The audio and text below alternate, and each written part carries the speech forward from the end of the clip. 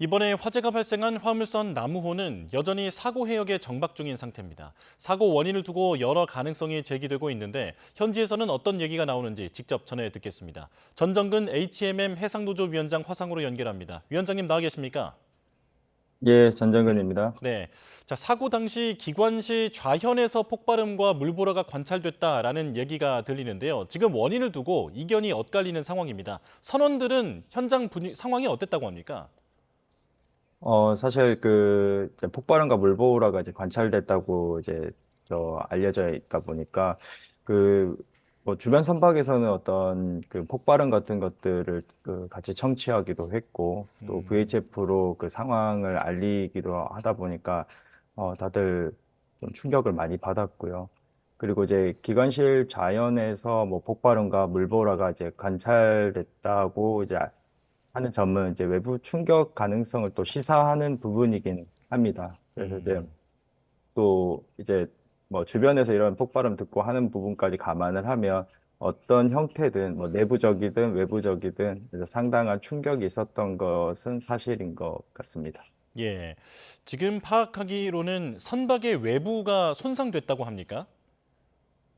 일단 그 외부적으로 그러니까 주변 선박들이 그 외관상으로 봤을 때는 어떤 그 육안으로 보이는 손상은 없다고 이제 그렇게 들었습니다. 예. 그렇다면 선원들은 폭발 전에 어떤 낌새 같은 것은 없었다라고 합니까? 예, 일단은 그 상황 자체는 평상시랑 이제 다를 바가 없었는데 이제 갑자기 했던 것이 좀 있습니다. 그런데 음. 이제 그 이란 혁명 수비대 같은 경우에는 이제 트럼프 대통령이 그 뭐 프리덤 프로젝트를 이야기를 하면서 그 전후로 해서 어떤 그 경계 구역, 어떤 통제 구역을 이제 확대하겠다고 이제 이야기를 했었는데 그걸 이야기하면서 어떤 구역 밖으로 이제 나가라고 계속 이야기를 했었거든요. 그 나가지 음. 않으면 뭐 파괴하겠다고 이제 하다 보니까 전반적으로 그런 것들을 고려를 했을 때 이란에서 어느 정도 이제 그 좀 이 해역을 통제하려고 했던 좀 긴장 상태는 좀 있었던 것으로 보고 있습니다. 예. 그런 긴장 상태가 있지만 또 선박의 외부에서의 손상은 아직까지는 확인되지 않은 상황이고 그러다 보니 현장의 선원들도 지금 이게 이란의 공격인지 혹은 내부 문제인지 정확하게 판단하기 어렵다라고 정리해도 될까요?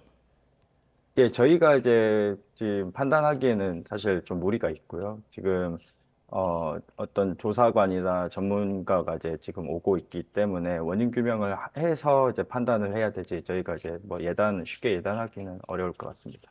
예. 내부 결함 가능성에 대해서도 지속적으로 언급이 되고 있는데 그게 기관실 쪽이었잖아요. 어떤 가능성이 있을까요?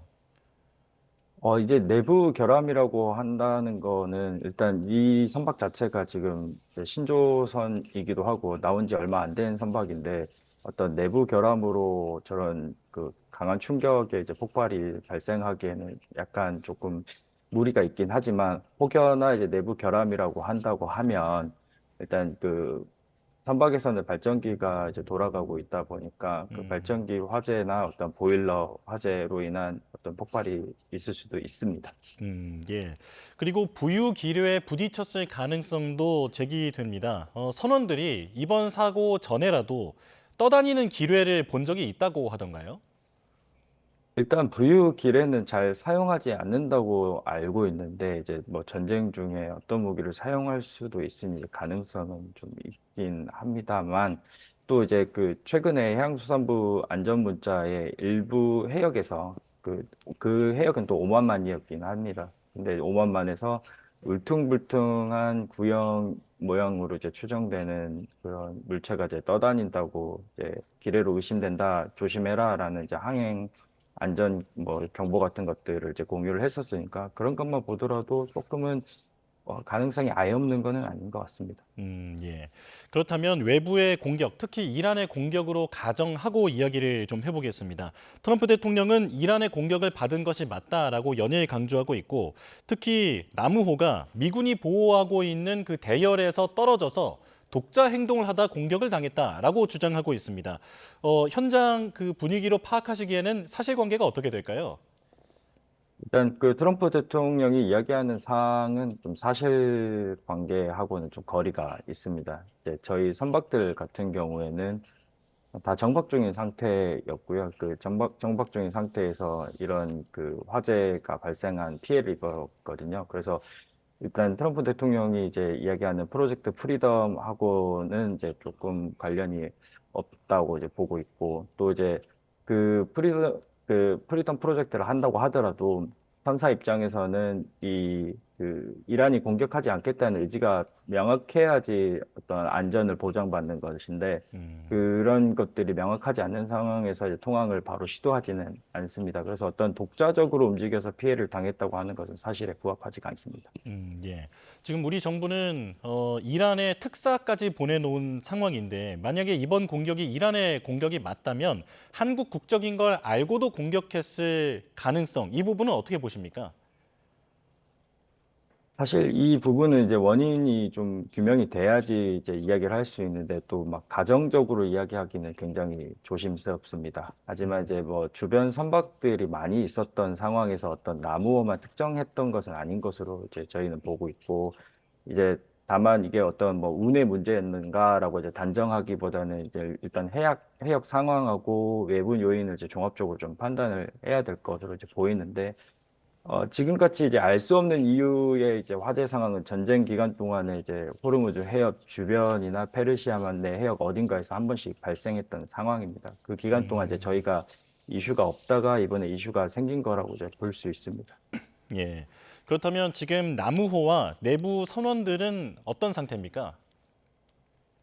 이제 천만 다행인 게 이제 인명 피해가 없고 또 생명에는 이제 지장이 없지만, 일단 폭발 상황을 이제 직접 겪은 만큼 이제 심리적 충격은 또 상당했을 것으로 이제 보입니다. 그래서 또 현재 상황에서는 기본적인 이제 생활은 또 가능하지만 또 뭐 사고 이전과 같은 상태로 지내기는 굉장히 좀 힘들고, 또 뭐 귀국을 한다고 하면 심리적인 안정 치료까지도 다 해야 될 것으로 판단하고 있습니다.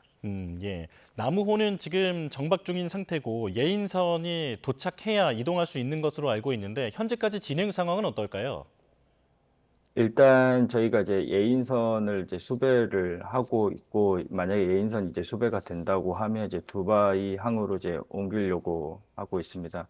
근데 이제 많은 분들이 이제 의문을 갖는 것 중에 어떤 이산화탄소로 이제 화재 진압을 했다는 사실이 이제 알려져 있는데, 그 화재 진압을 했으면 뭐 바로 환기시키고 뭐 진입하면 뭐 되는 거 아니냐고 이제 생각할 수도 있는데, 이산화탄소를 이제 화재를 진압하는 경우는 또 기관실 개구부를 다 닫아서 이제 밀폐시키고 이산화탄소를 이제 방출시키거든요. 그러면 이제 냉각과 질식을 이용해서 화재를 진압하는데, 혹여나 이제 그 확인하려고 개방을 했을 때 산소가 공급되면서 이제 화재가 다시 발생할 수가 있습니다. 그래서 음, 일단 이런 상황에서 또 나무에서는 이산화탄소를 다 써버렸기 때문에 탄산가스를 충전하지 않은 상황에서 이제 뭐 그 확인하려고 이제 진입을 하게 되면 2차 화재가 발생할 수도 있고, 또 화재가 발생하면 대응이 안 되기 때문에 예인을 해가지고 두바이 항까지 또 안전하게 이제 이동을 하려고 준비하고 있습니다. 예. 사고가 발생하고 그리고 화재도 진압됐는데 유관 확인이 어렵다라는 그런 보도들이 있었는데 왜 확인이 어려운지에 대해서 지금 말씀해 주신 내용으로 설명이 되는 것 같습니다. 그렇다면 사고 이후에 우리 정부 측에 어떤 지침이 있었습니까? 일단 정부 측에서는 이 사안에 대해서 이제 그 같이 확인하고 있고 조사도 하고 있고, 전반적으로 이제 지침은 이제 26척의 선박에 대해서 안전한 해역으로 이제 뭐좀 피항 조치를 해라라는 게 먼저였고요. 그리고 이제 그 선박들은 거기에 따라서 지금 카타르 주변이라든지 뭐 주베일 앞바다라든지 좀 페르시아만 내부 쪽으로 이동을 좀 하고 있습니다. 예. 그리고 선원들이 천만다행으로 인명 피해는 없다라고 말씀하셨는데 심리적 충격이 상당할 것 같습니다. 그래서 이번에 주목되는 게 하선권에 대해서 상당히 주목을 많이 받고 있더라고요. 그러니까 선원이 예. 배에서 내리고 싶으면 또 귀국하고 싶으면 반드시 이를 보장해야 한다라는 건데 선사 입장에서는 또 화물선을 지켜야 하다 보니까 이 부분에서 협의가 필요한 점이 있을 것 같습니다. 어떻게 진행되고 있습니까? 일단 그 전쟁구역에서의 하선권은 이제 선원에게 보장된 권리입니다. 그래서 이 권리를 행사하겠다고 하면 이제 선사에서 그 권리 행사를 어떤 방해하거나 안 된다고 거부할 수는 없는데, 지금 이제 교대 인력 투입은 지금 상황에서 가장 어떤 민감한 부분일 수 있습니다. 특히 이제 일반적인 교대가 아니라 군사적 긴장 해역의 투입이기 때문에 정부 차원에서의 안전 보장이라든지 뭐 이동 경로, 뭐 현지 보안 협조가 이제 필수적입니다.